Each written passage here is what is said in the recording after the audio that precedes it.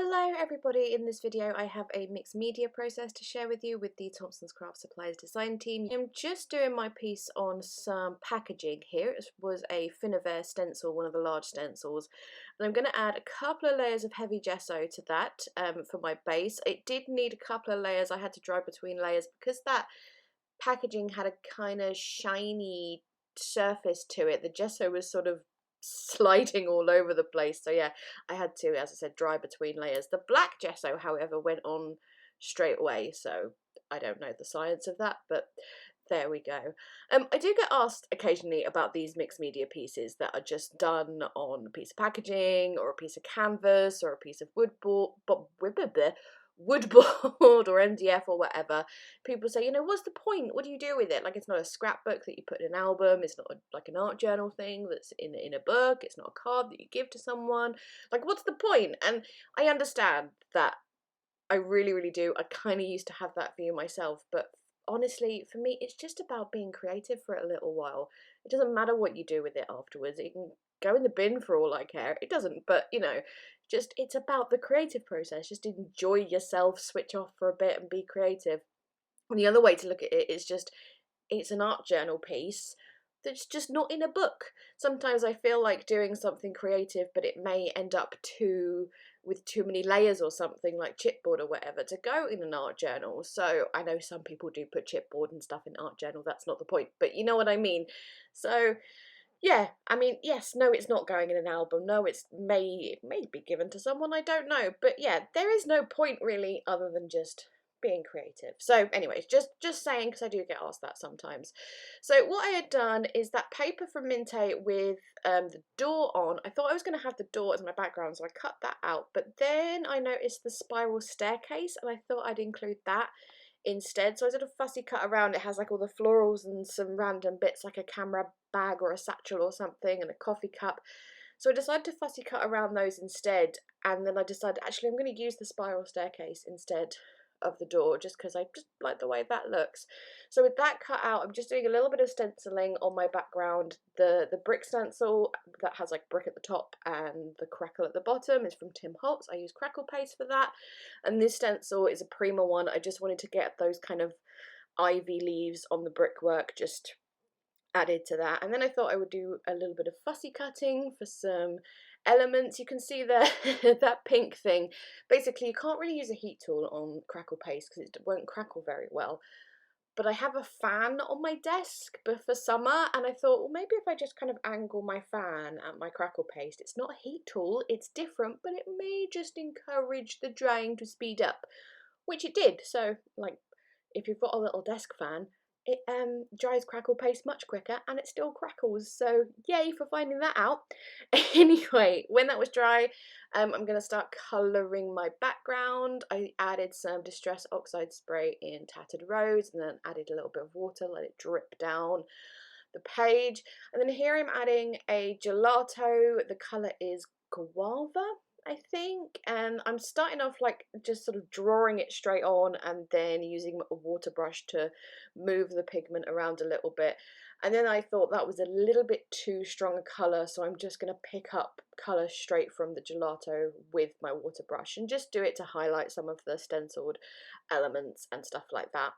Then I really wanted to include some of the, what's it called? It's called Airy Mousse by Fabrica Takuru, kind of like embellishment mousse that came in my kit. I put a little bit on my fingers and put it on the black gesso where I knew it would be covered to kind of test out the colour, and I thought it worked.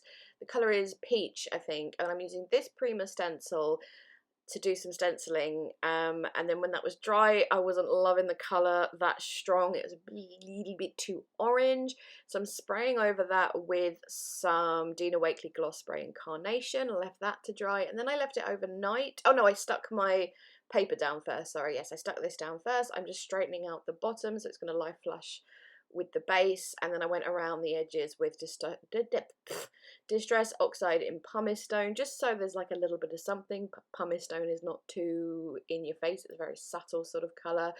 Sticking that down with gloss gel, and then I left it overnight. And then when I came back to it the next day, I looked at it and I was just like, I hate it. I don't like it at all. I don't like what I've done. I need to change this. Looking at it on screen, actually, it's not as bad as it was in my head. I feel like I always say this when I do drastic changes to projects, but there we go. So I'm going to completely cover up that black area again in black gesso, just cover up all that colour. I wasn't happy with it. I wasn't even happy with it when I just had the pink on there, to be honest, but yeah, just there we go. You can still see all the stenciling and the texture, so the crackles and the scripty writing and stuff. You can still see that, so like not a complete waste of time. But yeah, just covering it again with black gesso, and then I also added a little bit of black gesso here and there at the top, like really dry stippling it on, just to add a little bit of more depth and stuff to it. And yeah, I was much happier after this. It was just like kind of like a blank slate, an almost blank slate to start off again. And yes, as I said, much happier with that. I pulled out this big chipboard piece from the Day by Day collection that says Lifetime Moments. I am going to use that. I was just putting it back on the chipboard just to keep it safe, sort of thing. But I did want to do a little bit more to the background, so I pulled out this texture stamp from a Finnair stamp set, and I'm just stamping on some archival brilliance, the Moonlight White, and just, yeah, adding a little bits of that. It also brings out more of the texture of the stenciling from the background, adding that little bit of white on top. So I was really happy with the way that turned out. Next up, I've got all my fussy cut flowers that I did earlier when the crackle paste was drying, and I'm just going to sort of arrange those, figure out where I want them. I put that Lifetime Moments thing back down again and thought it needed something behind it. Looking at it now, again, on camera, it actually looks fine without something behind it, but you know, hindsight and all that and blah blah blah, I wanted something behind it at the time. So from the 3x4 cutter parts, I cut these two pieces that were like Polaroids, and I thought I'd use that because it was like Lifetime Moments, Polaroids, that kind of idea works together. So I've distressed the edges of those. I'm going to start going around everything, pretty much everything, with Distress Oxide in Spun Sugar. I'm just using a bone folder there. Sometimes I can touch like glue gun stuff perfectly fine with no problem, and I think I legally have to say something like, don't do that yourself, be careful with glue guns, etc, etc. But sometimes I can touch it just fine, it doesn't bother me, but sometimes it feels like the hottest thing on earth to me, so just using a bone folder kind of help push things in place without having to touch the hot glue, which you should probably do anyway. I think it's just because I was once a waitress and got calloused hands or whatever. Anyway, going off topic a tad there, here I am putting down all those flowers that I'd worked out, like I'd already worked out the placement of them, again, around the edges with spun sugar, and then I was like, what next? What shall I do next? I think on its own like that, it could do for like the cover of an art journal or something like that, if you had one in that slightly awkward size. It's about 6x12 or maybe 6x11 or something. But yeah, it did need something else. So I brought out the Tim Holtz paper dolls. I went through a bunch of those. The really obvious ones to use were like the sort of the more weddingy ones, but I wasn't feeling that. I didn't, wasn't feeling it, as I said. So I found these two separate ones, and the bigger one has her hand in a position like it's obviously made for you to put another one of the paper dolls there. And I chose like the older girl and the younger girl because I thought like sisters, and I have 3 sisters, so sisterly relationships are important to me, and all 3 of my sisters are 11 and 12 years older than me, so that kind of works for like the much younger girl on there as well. So that's kind of why I went with that. Fussy cut some more flowers, as you saw, because there needed to be a bit of a base for those girls to stand on. But then something else was needed as well, so I threw on some Tim Holtz clipping stickers. I'm sticking those down with tacky glue just because they're a little bit too delicate and fiddly to use the whole glue gun with. I can't remember the phrases I've put down, but there'll be a close-up of it towards the end and in the corresponding blog post as well, just in case you're interested. And then I'm getting that gelato back out again, the pink one, and just using that to highlight some areas, like around where I'd put the clipping stickers, just to add a little bit more interest down there, and makes them look a little bit less floaty and like you've just plonked them down. If you add a colour around them, some shading or something like that, they look like they're supposed to be there. And then I just did some more of that, just putting down the gelato and blending it in with my finger in other places, again just giving the whole thing a little bit more depth here and there. And then I wanted butterflies. Just I was looking at it, I'm like, I need butterflies on this, can't cope, but I'll put some butterflies on there. So those butterflies I bought from Marry Small Art, her shop.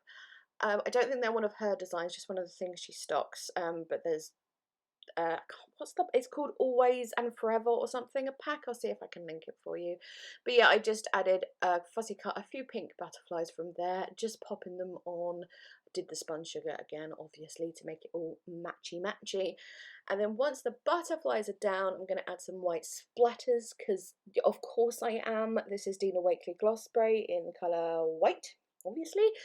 And then I'm going to finish off with some Nouveau drops. I'm using vintage drops because they're my current favourite. Just, they're shiny at the moment, but they dry matte and it's just so gorgeous. I'm obsessed with them. I'm using the white ones and the black ones. I think it's Blackboard and Chalk Stick, but I could be wrong. Correct names will be in the description box. And with my Nouveau drops done, that is the end of this project. So yet another project where it ended up completely different from like the idea I had in my head when I started, but I ended up really liking it in the end. And yeah, there we go. So thank you so much for watching. As always, as I said, corresponding blog post that will be linked. Links to products used. As always, please leave me a thumbs up, chat to me down in the comments. It really helps me out and I really appreciate it. And yeah, that's enough. I am now going. Thank you so much again. Bye bye.